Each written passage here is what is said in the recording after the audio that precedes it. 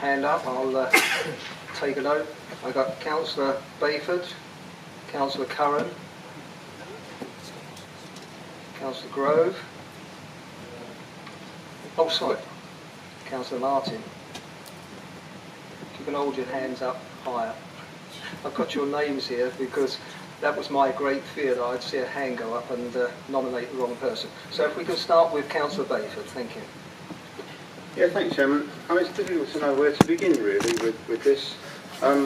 Firstly, I'm quite surprised to see the leader here leading this process. I'm quite surprised that he's taking such an active part in pushing this local plan through. And it almost seems as though he doesn't trust the members to actually get on and play the part that they're supposed to be playing in this. I think it is a difficult situation that we find ourselves in tonight. I mean, those of you in the public, you can probably see the size of the agenda that members received just 7 days ago. And I defy anybody on this panel to say that they properly scrutinised this document to a point where in fact we can give it any kind of seal approval going forward. I just don't see how that's possible. And certainly I believe that the scrutiny function will really come into play once we've got all the consultations back in and the final iteration of the plan comes into fruition. Because I assume, and I'd like confirmation from either Chief Exec or the Monitoring Officer, that scrutiny will get the opportunity to properly go through the final plan before it goes to, I assume Council for approval. And if that's the case, that when that happens, that we're given adequate time and resource to do a proper scrutiny job. Because tonight isn't that. This is some kind of just sort of passage of a piece of paper through, and it's not really very meaningful. To address the specific issue of Manston, and we can't get away from that. I mean, it's a crucial issue in the whole scene. I think that the local plan as it sits at the moment is a bit disingenuous to what else is going on. River Oak are pursuing a DCO. The leader himself, when the last off-market testing took place, I think informed Council that there were 2 serious expressions of interest from people with serious money to invest, one of which I think is the Mr. Trull that's been mentioned again tonight, who does seem to still be interested. So when the local plan suggests that there is no investor interest in the airport, I don't think that's true. So the report contains a lie. I maintain I'm not in any position to criticise the Avia report in terms of what it actually says, but what I do believe very firmly from what I've seen around the whole aviation debate that's been taking place recently, that we could have asked a different consultant to do us a report and we could have got a different result. And indeed, we conveniently forget that we in fact did have such a report 2 years ago that was produced by Falcon. That's now been dismissed, but it did actually say, that wasn't an amazingly positive report, it did finish up by saying if there was anybody prepared to invest significant amounts of money, then the airport has a future. Now we know for a fact there are people prepared to invest significant amounts of money. So on that basis, I think that to base the whole view of the airport on the Falcon, on the Avia report isn't right. And I seem to recall that at one of the presentations that the Avia consultants gave, that the author of the report said that he actually didn't subscribe to a hypothesis that many other experts did subscribe to around the future of freight traffic in the UK, which further makes me believe that we could have asked someone else to review and got a very different result. At the end of the day, I think that the way the airport's been treated in the approach to this is also wrong. Like Councillor Campbell, I've been involved with the local planned working party, I think going back as far as 2010, in various iterations, and along the way the airport was always in there. There were obviously, there did come a time when the future of the airport was in question, when it was known that Infratil were selling, and even at that point you had to think, well, has it got a future? Then Mrs. Globe came along and said, yes, it's got a future. But then it became clear it didn't have. Now, there are at least 2 attempts at setting up some kind of very specific member group to thoroughly examine the options for the airport but both of those went by the wayside. Each of them met 2 or 3 times, kicked around lots of ideas, and there were lots of ideas. You know, if you've got a site like that, you could put almost anything on it, I believe. So there is a great opportunity. You've got a massive site, and you could do something really creative and imaginative there. Anyway, neither of those iterations carried on. So we then landed up having the local plan working party progress, and the airport was in. The airport was in right up until the point of the Avia report coming out. Then all of a sudden, the airport's gone, and in a short of probably no more than about an hour and a half's discussion in the working party, the airport's gone, and as has been said, we land up with a proposal for that site remarkably similar to the intentions of Stonehill Park. And personally, whether that's coincidence or not, it doesn't look good, and the amount of consideration that's been given to alternative uses for the airport over and above what they put in has of recent times been virtually nil. And quite honestly, I am not going to put my name to saying that I've scrutinised this local plan, the situation of it, and I'm happy for it to go out to public consultation. Yes, as far as I'm concerned, this should be passed back to Cabinet without comment. Because it seems to me that the other thing that happens in this council is that Cabinet uses scrutiny as a bit of a human shield. So that anything that's a bit tricky comes to scrutiny, slides through scrutiny, and then Cabinet can say, well, scrutiny said it was all right. Well, this member of the scrutiny panel tonight doesn't say this is all right. Thank you, Councillor Baker. I will ask the leader to respond, but before doing so, as you said, it goes out to consultation. It will be going out to consultation mid to late January on a 6-week period. During that period, Scrutiny can, at their request, form a group to scrutinise and target certain aspects of the local plan, and that can be inbuilt into the consultation as it progresses. And yes, Scrutiny will be involved once the draft is formalised at the end of the year, according to the dates that I have. Leader, would you like to respond? Okay, I'll just pick up 2 or 3 of those points that really I think stand out and they're quite interesting. It's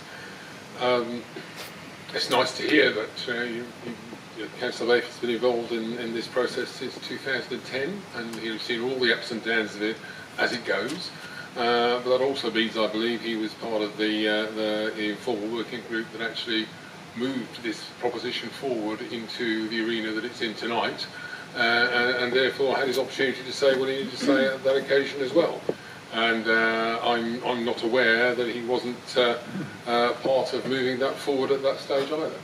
So here's what it is. The thing about it that is really straightforward for all of us is that the local plan has to be an evidence-based process. And you might tell me that the Avia report is crap evidence, but as it stands, it's the only evidence we've got. And actually, no, it's not. The problem, which is really very straightforward, is that somebody standing up, a member of the public or yourself or anyone else standing up and saying we should contain the DCO information within that report. The DCO information is only available as a pre-application process, which has been accepted and endorsed by nobody. It is there and will not be real in terms of evidence until such time as the DCO is actually implemented or begun at application stage, even though it's a front-end loaded process. And we have yet to see anything come out of that process that will constitute real evidence that you could test in a way against other forms of evidence that stand up through the rest of the local plan. And as such, the important thing to understand is that the decision on what happens to that particular site stems from specific legal advice where we asked the question, what is required in order to maintain the status of Manston Airport Manston Airport site in the local plan for aviation use only? And the answer came back that you need evidence of viability. We commissioned a report on evidence of viability, and up until the day or two before the report was published, nobody, campaigners, River Oaks, Roger Gale, Councillor Bayford, Uncle Tom Copley and all, felt that there was anything likely to happen other than an independent report came forward. And lo and behold, when the report comes forward, it doesn't say what certain people want it to say. It has to be negatively criticised and hacked away at. Now, that is not presenting evidence. And can I underline for you that as part of that process in that report, River Oaks were invited to present their evidence. They declined to do so. Now, if they wish to do so, there are still stages of this process that allow River Oaks to present their evidence, or Eddie Truell, or anyone else who believes they have information that will actually demonstrate that the market would actually put this thing in place and put planes up in the air, which so many people seem to want to actually happen. Until that evidence is in place, we have to move forward with the evidence we have got, not because I say so, not because a lawyer says so, because it has to go to a planning inspector who will not look at it with the background of a campaign and politics going on behind them. They will look at it in the sheer black and white of what we know evidentially is available to us. There are opportunities over the next few months as the local plan moves forward for further evidence to be presented. And if further evidence comes along to be presented that is worthwhile and weighable and measurable, it can be incorporated into the local plan as it moves forward. But as we have done effectively now for the best part of 3 years, we await serious evidence. And the concept that a group of people who could not provide a letter of credit worth 20 million 12 months ago now suddenly are credibly able to lay hands on 300 or 400 million does require a bit of proof.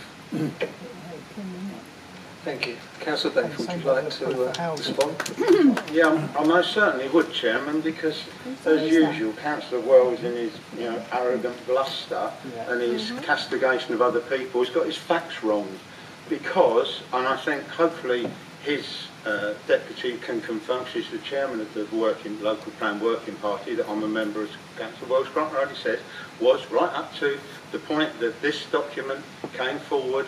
I did, at the meeting, when it was proposed that it came forward, I said that I didn't agree with that, and that had that been a parliamentary committee, I would be putting forward, if you like, an independent report of my own, but obviously that wasn't going to be the case. And I think that the Chief Executive as well could confirm that I made it very clear that I didn't agree with it whatsoever. I was, did say that I would leave the working party if that's what the working party wanted, but again, there seemed to be some kind of perverse thinking that perhaps I still had a role to play in it. So I'm still a member of it, Councillor Wells, perhaps unless you decide otherwise at some point. Thank you. Councillor Cullen. Stay and enjoy.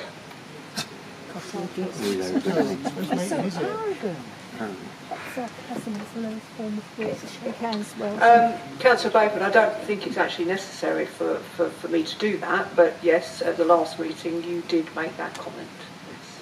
Yes. Councillor Cullen.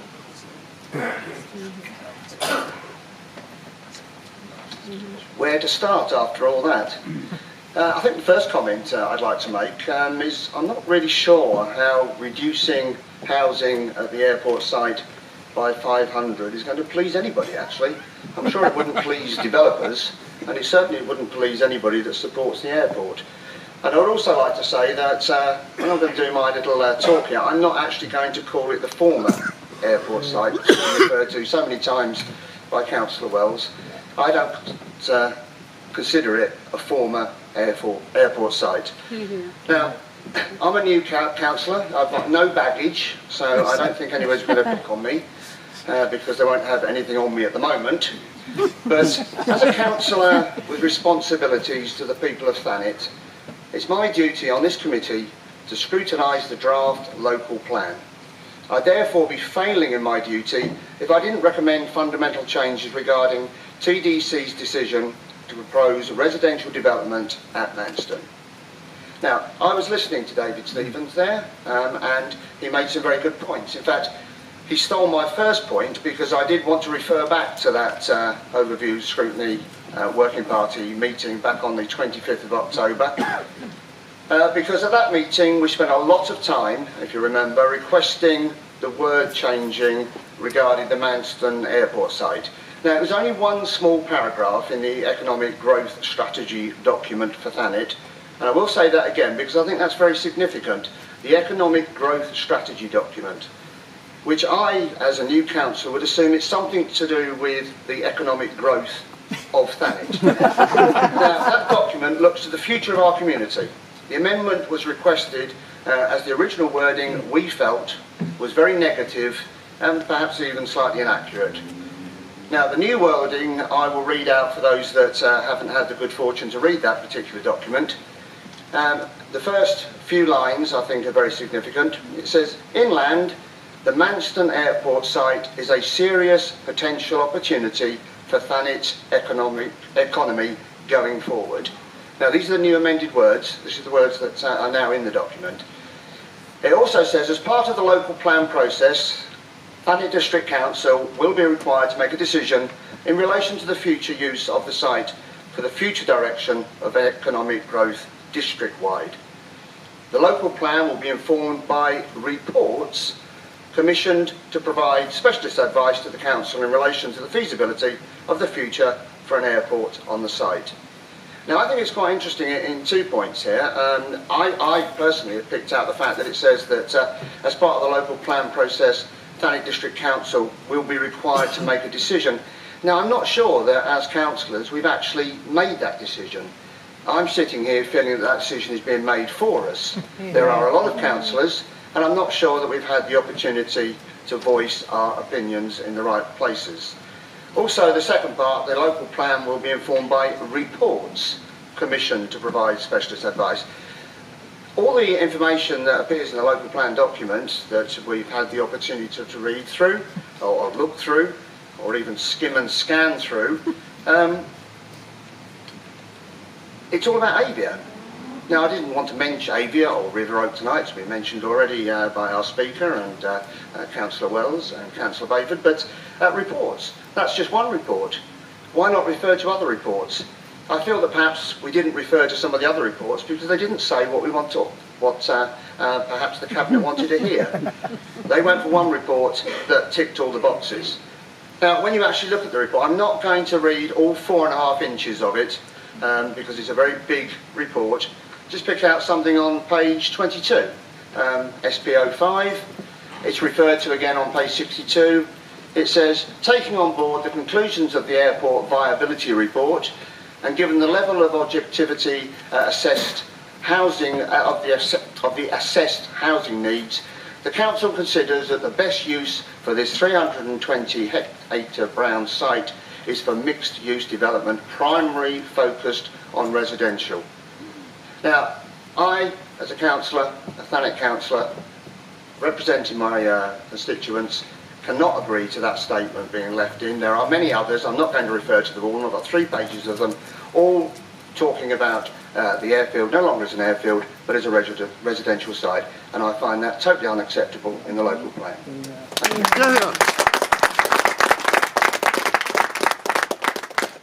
Thank you, Councillor Curran. That was more of a statement. I didn't hear any questions within it, so if I can move on now, unless the leader wants to respond. I think not by the looks of the leader. I can go on to the next councillor. The only thing, Mr. Chairman, I would say is that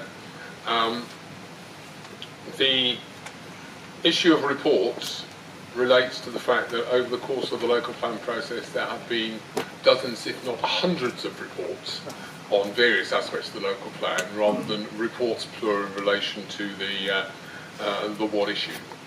And actually going back a step in that context to look at the Falkland report, which someone seems to have made a resurgence interest. In the very early conversations and negotiations that I had as leader with River Oak, their first and primary request was that we withdraw the Falkland report because they felt it had too long-term a timescale and was unfair on the way they actually had to construct their own business plans. We did that, we took it off the table in order to allow them the best options and second chance to actually come forward with their proposals and propositions. And it was at their request we actually undertook that. I don't know whether, Mr. Chairman, you wanted to invite Avia to say anything at this point. No, I don't think so at this point. Perhaps I can move on to Councillor Martin. Thank you, Chairman. I must say that I have had great difficulty in understanding the volume of material that we have been given in a very short period of time. And of course, I take it back and think it's my failure. But actually looking at the volume of it, I thought, no, I can't actually accept that on my own behalf. So I wanted to think about how this amount of material would be presented in, say, a university setting at postgrad level, where I have experience in teaching. And I did do a round-robin email to some of our members on this committee to say that it would be dealt with in a very different way. The material would be perhaps provided over 3 or 4 weeks in a 1.5-hour seminar with lecture material, set reading, time for discussion and focus groups. Now, we've not had anything of that, and I do want to acknowledge the enormous work that has gone into a report of this size. What I also feel is that, in fact, as it has been put to us and presented, personally, I feel I can't begin to do it justice. And that's not good enough for the residents. It's not good enough for the task and the role that we have been given. So that is one suggestion. I would really like to recommend that the Cabinet and the officers take back the task that they have given us and give us more time, perhaps in January, to reconsider how best to present this material so that we can make an informed commitment and contribution to what is needed from us. Otherwise, we risk being a rubber stamp body. I don't want to be that, and I will not be that. I need to make an informed decision as best as I can, and on this process, frankly, I've failed. Okay. I also come back to something which may be my problem.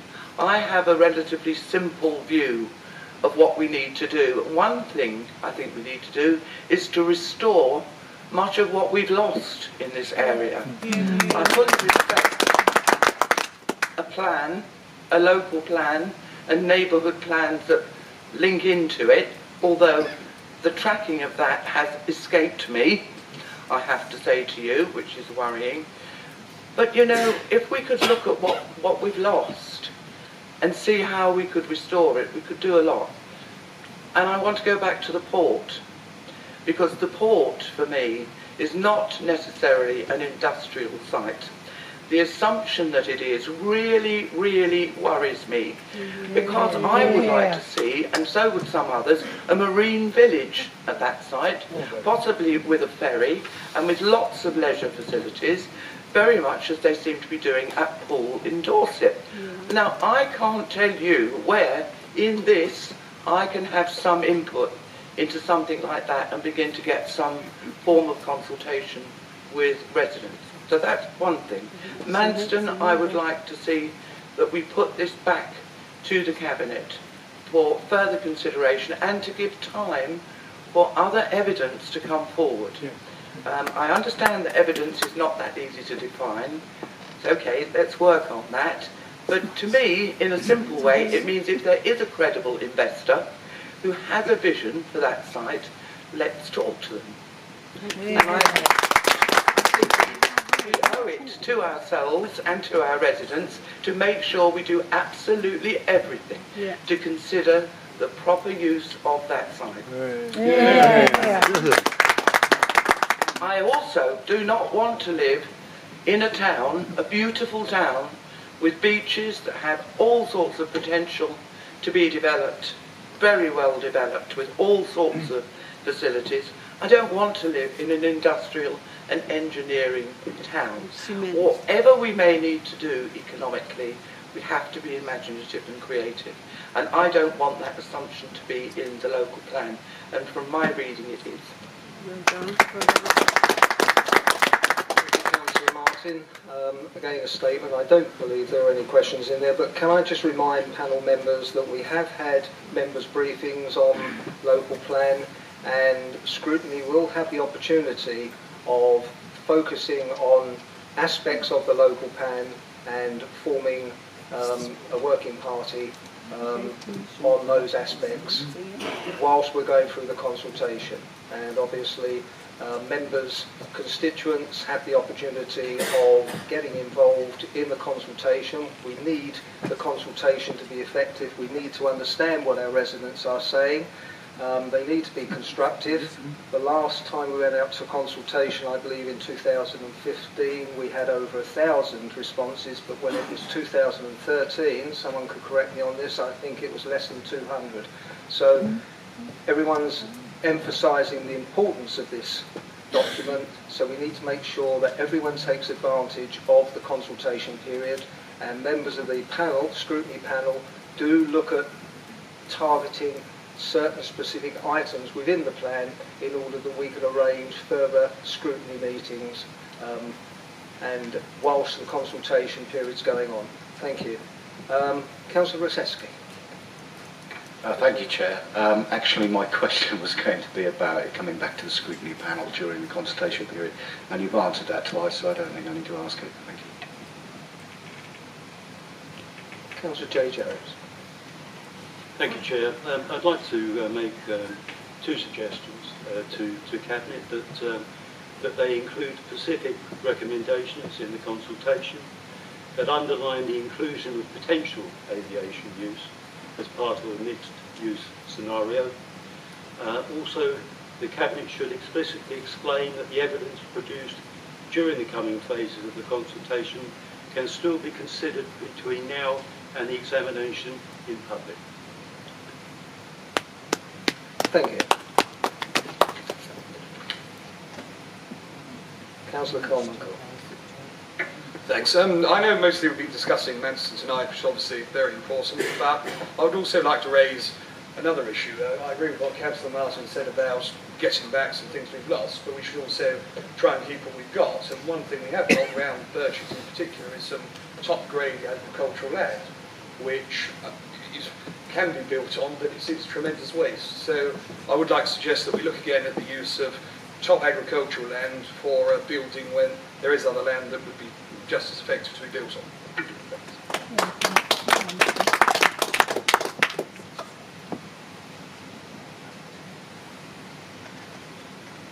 Thank you.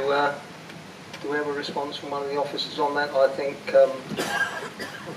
the revised figures have adjusted the housing, and we would have known from our members' briefing where that housing is proposed. And you're absolutely right.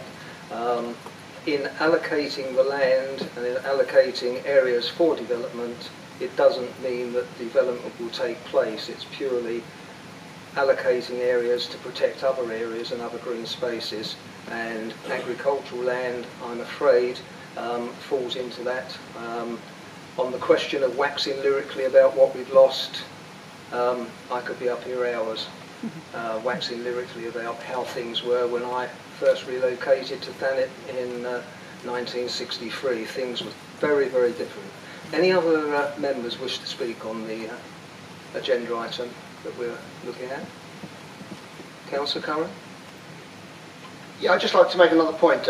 We've talked about the housing, possibly 17,000 houses. One of the things that worries me, and I'm sure it worries lots of the other councillors as well, is the work opportunities. Yeah. The work opportunities in Thanet at the moment are not what they should be. And in this report, again, you can look at it on page 203, it talks about deprivation.